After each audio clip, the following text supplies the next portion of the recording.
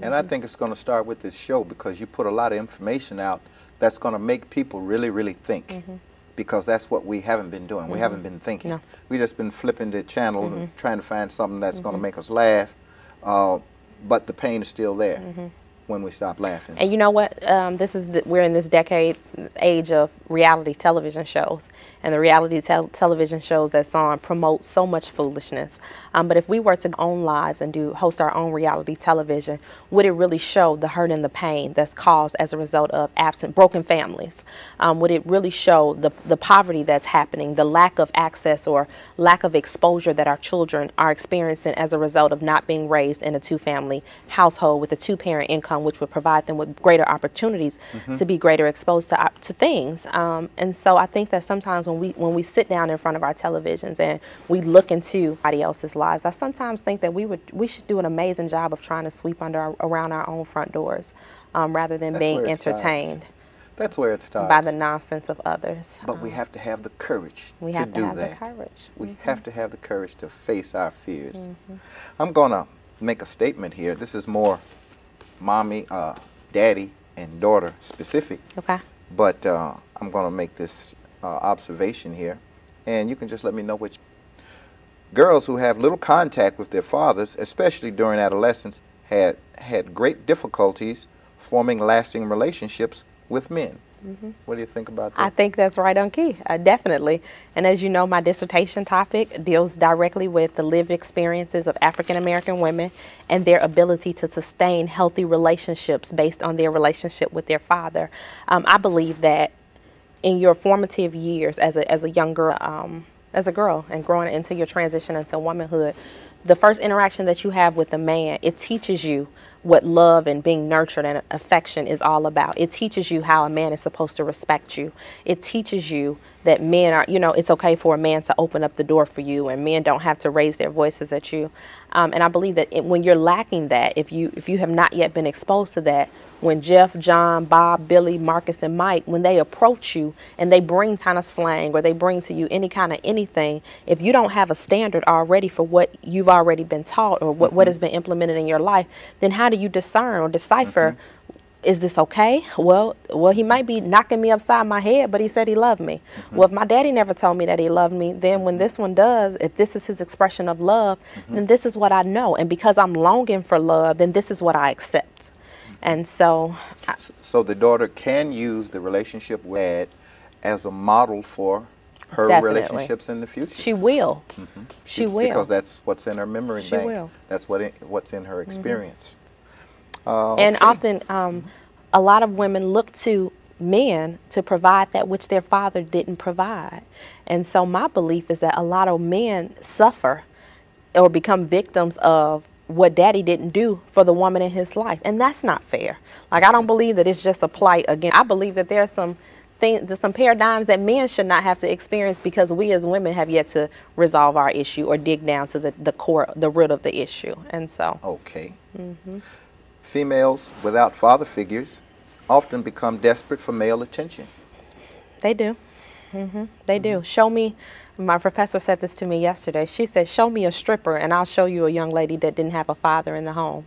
And she said, that might be biased, but I guarantee you there too. And I'm with her on that 500%. I don't know if you saw the Oprah show on Sunday evening, but Rihanna was on there.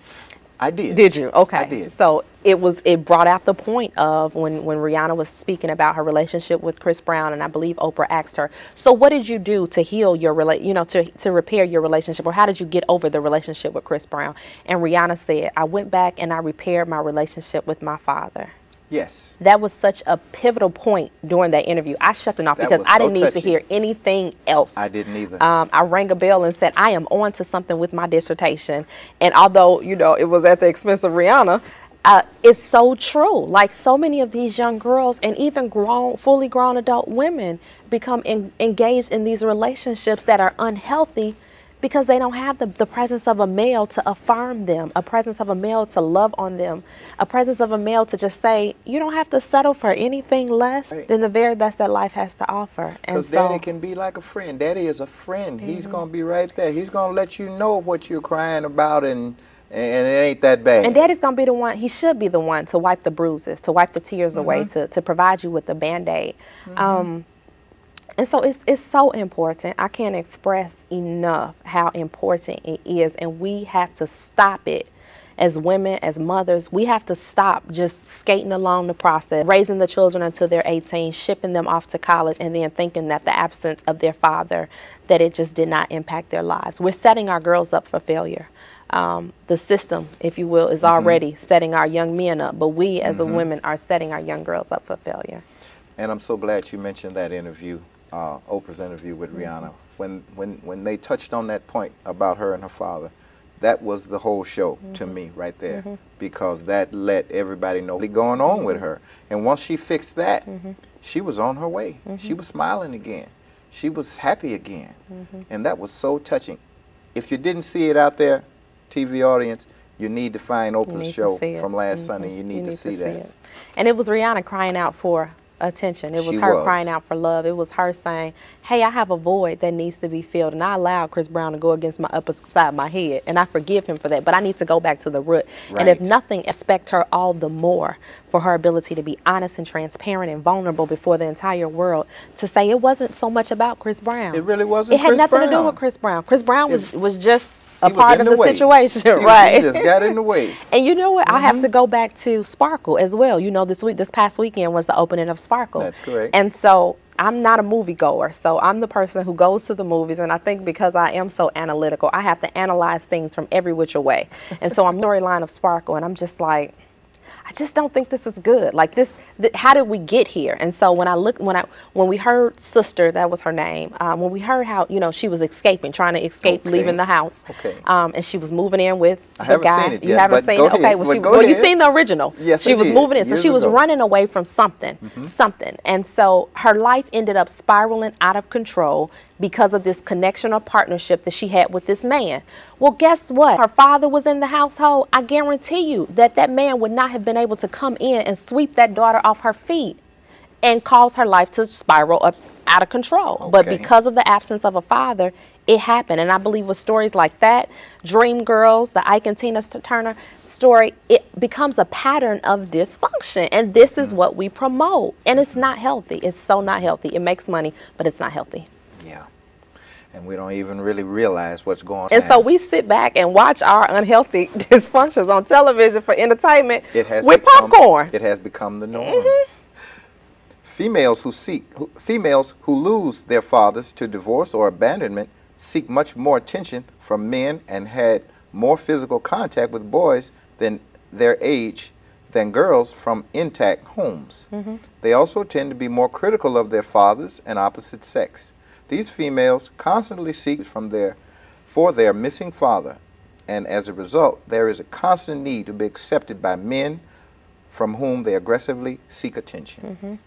Yeah, that's definitely true as well. Oftentimes when you have a father in a household, if you had a daddy like mine, you were scared to bring some little no good boy around the house. I see guys from my high school years many years ago, and all they can remember is your father was G.I. Joe. Well, he was, and that kept you off of me. And so when you have that kind, when I believe personally, and I was just having this conversation with somebody else, that when men know that there's a man who will support that woman that he's involved with, or who will come after him, if you will, if he does it does her wrong, men are a lot more likely to respect that woman, because they know that they don't only have to answer to that woman, but that they have to answer to the whole tribe of men or the village that surrounds her.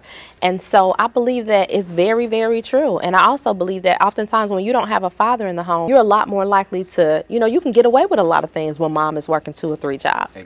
Mom can't do it all. And so even in our quest of the new millennium independent superwoman, at the end of the day, mom can't have her eyes everywhere. And so children are a lot more likely, you know, my heart drops every time I hear of a 12 or 13-year-old engaging in sexual activity. Like, that's not the norm. And how are they hooking up? And what gives them, where are they hooking up? Whose house are they at? And who said it's okay?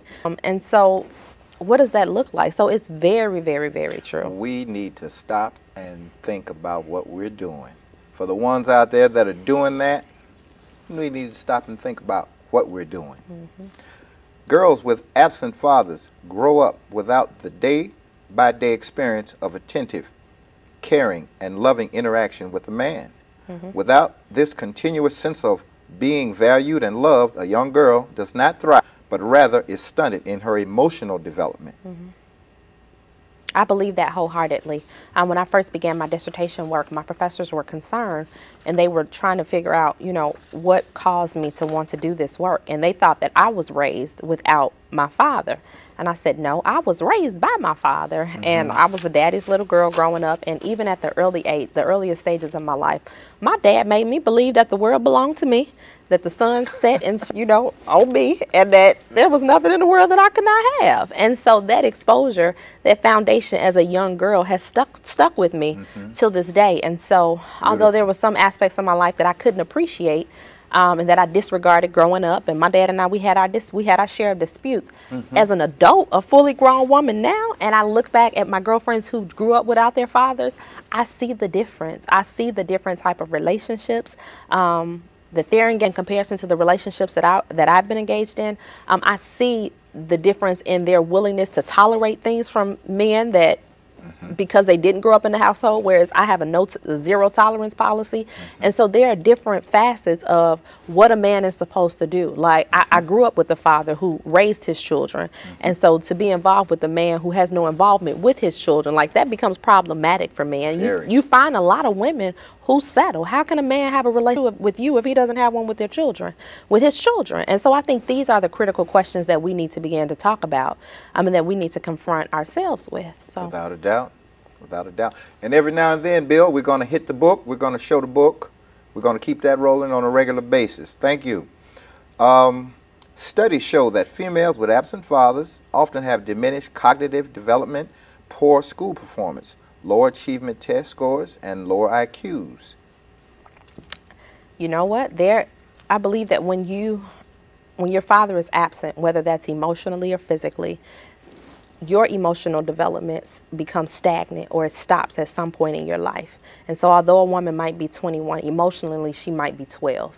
And so we have to be mindful of that. And if somewhere in your life you just learn how to accept mediocrity, and this attitude of this is just life and this is what it is, you're not really pushed to really go that extra mile. Right. And so oftentimes we live what we learn, what we model. If you think about many of the households today, you have children raising children. We don't have grandmothers like I had growing up. Like we had. I had two rather amazing grandmothers, and I believe that I am who I am because they were who they were.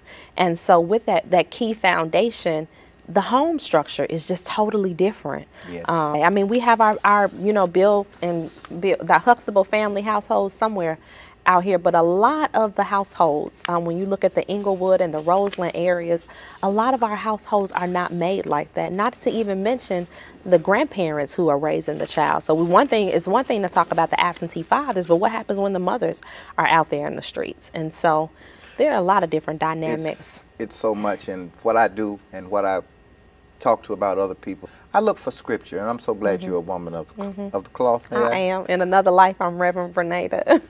and I have to look for answers. I have to look to the Quran. I have to look to the Bible. I have to look for any inspired writing that I could find to help make sense of this. And I can't quote the scripture per se, but it always talks about being weaker and wiser. I think that's got a whole lot to do with what's going on right now today. Because the children come here sitting their head around, looking up, when babies used to be laying down for 6 months, you know, and the eyes was closed for half of that time. But now they come here, but we have the intelligence that they're born with, but somewhere along the line they get weak. They're showing weak tendencies, making poor choices. But their IQs they're super people. And you know, what do you think about that? You look at the number of people who are in jail, incarcerated. The vast majority of those people are highly intelligent individuals. And it's all about the decisions that you decide to make. And oftentimes I talk to a lot of guys who, because it hurts my heart. I used to work for an agency, and we did a lot of work with the county.